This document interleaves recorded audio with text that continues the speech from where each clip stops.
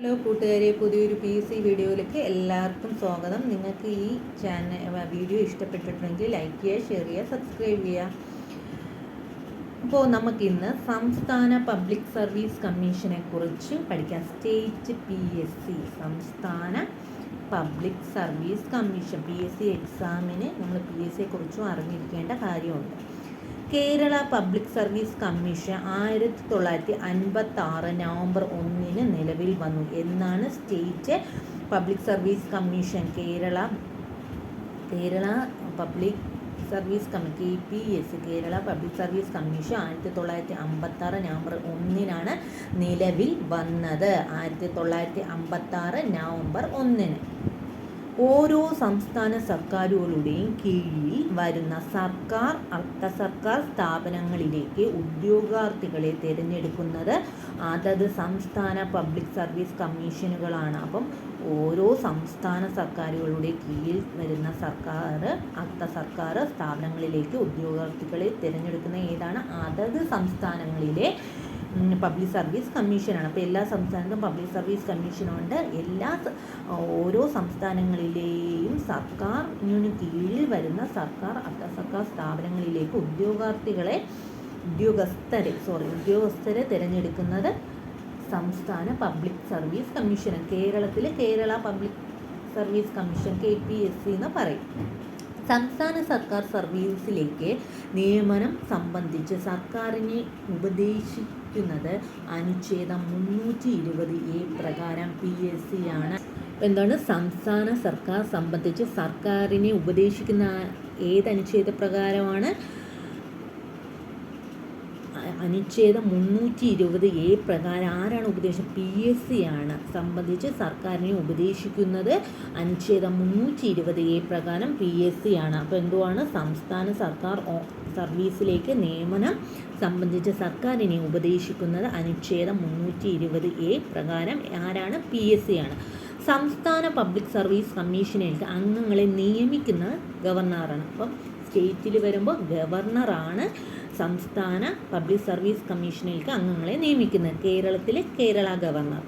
പക്ഷേ അംഗങ്ങളെ തൽസ്ഥാനത്ത് നിന്ന് നീക്കം ചെയ്യാനുള്ള അധികാരം രാഷ്ട്രപതിക്കാണ്. ചില കേസിലൊക്കെ നീക്കം ചെയ്യാം. അംഗങ്ങളെ നിയമിക്കുന്ന ഗവർണറാണെങ്കിൽ നീക്കം ചെയ്യുന്നത് രാഷ്ട്രപതിയാണ്. സംസ്ഥാന PSC അംഗങ്ങളുടെ കാലാവധി എത്ര വർഷം? 6 വർഷം അല്ലെങ്കിൽ 62 വയസ്സാണ്. ഏതാണോ ആദ്യമാവുന്ന അപ്പോഴാണ്. സംസ്ഥാന PSC അംഗങ്ങളുടെ കാലാവധി 6 വർഷം അല്ലെങ്കിൽ 62 വയസ്സ്. ഏതാണോ ആദ്യമാവുന്നത് അതനുസരിച്ചാണ് കാലാവധി നിശ്ചയിക്കുന്നത്. കേരള പബ്ലിക് സർവീസ് കമ്മീഷൻ്റെ ഇപ്പോഴത്തെ ചെയർമാൻ MR ബൈജു ആണ്. ഇത് നേരത്തെ ഉള്ള ബുക്കാണ്. 2023 സ്റ്റാർട്ടിങ്ങിലുള്ള ബുക്കായതുകൊണ്ടാണ്. സക്കീർ അല്ല, MK സക്കീർ മുമ്പത്തെ PSC ചെയർമാനായിരുന്നു. ഇപ്പോഴേ MR ബൈജു ആണ്. അംഗങ്ങൾ രാജി സമർപ്പിക്കേണ്ടതാർക്കാണ്? ഗവർണർക്ക്. അപ്പം തൽസ്ഥാനത്ത് നിന്നും അംഗങ്ങളെ മാറ്റം ചെയ്യുന്ന രാഷ്ട്രപതിയാണെങ്കിലും രാജി സമർപ്പിക്കേണ്ടതാർക്കാണ്? ഗവർണർക്കാണ്. അംഗങ്ങളെ സസ്പെൻഡ് ചെയ്യാനുള്ള അധികാരം ഗവർണർക്കുണ്ട്. സസ്പെൻഡ് ചെയ്യാനുള്ള അധികാരം ഗവർണർക്കുണ്ട്. എന്നാൽ അത് ഇമ്പോർട്ടൻ്റ് ആയിട്ട് നമ്മൾ നോക്കണം. അംഗങ്ങളെ സസ്പെൻഡ് ചെയ്യാനുള്ള അധികാരം ഗവർണർക്കുണ്ട്. അംഗങ്ങൾ രാജി സമർപ്പിക്കേണ്ടതും ഗവർണർക്കാണ്. പക്ഷെ നീക്കം ചെയ്യേണ്ടത് അംഗങ്ങളെ തൽസ്ഥാനത്ത് നിന്ന് നീക്കം ചെയ്യാനുള്ള അധികാരം രാഷ്ട്രപതിക്കാണ്. സസ്പെൻഡ് ചെയ്യാൻ ഗവർണർക്ക്, പക്ഷെ നീക്കം ചെയ്യേണ്ടത് ആർക്കാണ്? രാഷ്ട്രപതിയാണ് നീക്കം ചെയ്യേണ്ടത്. സംസ്ഥാന പബ്ലിക് സർവീസ് കമ്മീഷനുകൾ വാർഷിക റിപ്പോർട്ട് ഗവർണർക്ക് സമർപ്പിക്കണം. എല്ലാ വർഷവും വാർഷിക റിപ്പോർട്ട് ആർക്കാണ് സമർപ്പിക്കേണ്ടത്? ഗവർണർക്ക്. അത് ഇമ്പോർട്ടൻ്റ് ആയിട്ടുള്ള പോയിൻ്റാണ്.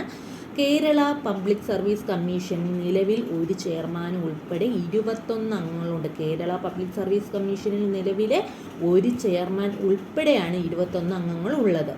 തിരുവിതാംകൂർ പബ്ലിക് സർവീസ് കമ്മീഷൻ 1936 സ്ഥാപിതമായ തിരുവിതാംകൂർ പബ്ലിക് സർവീസ് കമ്മീഷനാണ് 1956 കേരള PSC ആയി മാറിയത്. 1936 തിരുവിതാംകൂർ പബ്ലിക് കമ്മീഷൻ രൂപീകൃതമായത്.